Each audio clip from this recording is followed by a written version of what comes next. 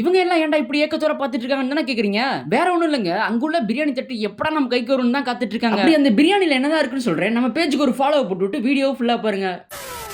So guys, இன்னைக்கு நம்ம எங்க வந்துருக்கோம்னு பார்த்தீங்கன்னா அண்ணா நகரில் உள்ள தி கிராண்ட் நிக்கா பிரியாணிக்கு தாங்க. இவங்க கடை முன்னாடி ஏன் இவ்வளோ கூட நிற்கிறான்னு கேட்குறீங்கன்னா, பின்ன கல்யாண விருந்தில் போடுற பிரியாணியை ஃபுட் ட்ரக்கில் வச்சு போட்டால் யாரு தாங்க வரமாட்டா. இவங்க கிட்ட பார்த்தீங்கன்னா சிக்கன் அண்ட் மட்டன் பிரியாணி இருக்கு, அது போக எக் பிரியாணியும் வச்சிருக்காங்க. நான் பார்த்தீங்கன்னா போனதுமே ஒரு சிக்கன் பிரியாணி வாங்கியிருந்தேன். டேஸ்ட் வைஸ் பார்க்கும்போது அப்படியே கல்யாண விருந்தில் போடுற பிரியாணி மாதிரியே இருந்துச்சு. இவங்க கடை முன்னாடி ஏன் இவ்வளோ கூட்டம் நின்னாங்கன்னு அப்ப புரியல, இப்ப புரியுது. இதுல ஒரு சின்ன சிக்கல் வேற இருக்கு. என்னன்னு பாத்தீங்கன்னா, இவங்க வாரத்துல 5 நாள் தான் கடை திறந்திருப்பாங்க. அதுவும் புதன்கிழமை இருந்து ஞாயிற்றுக்கிழமை வரதான். டைமிங் பாத்தீங்கன்னா நீங்க 8:30 இருந்து 9:30 போனா மட்டும் தான் பிரியாணி சாப்பிட முடியும்.